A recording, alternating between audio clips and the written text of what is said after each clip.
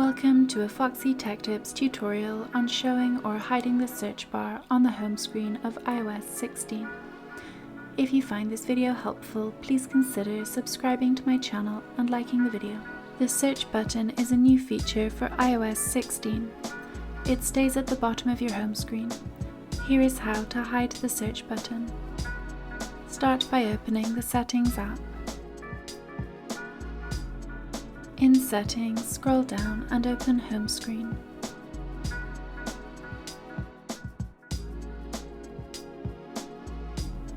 At the bottom of the home screen settings, you will see the option to show the search button on home screen. Disable this toggle to remove the search bar from your iPhone home screen. You can come back at any time to re-enable it. And that draws an end to this tutorial. Please like the video if you found it helpful and subscribe to Foxy Tech Tips for more iOS 16 tips and tricks.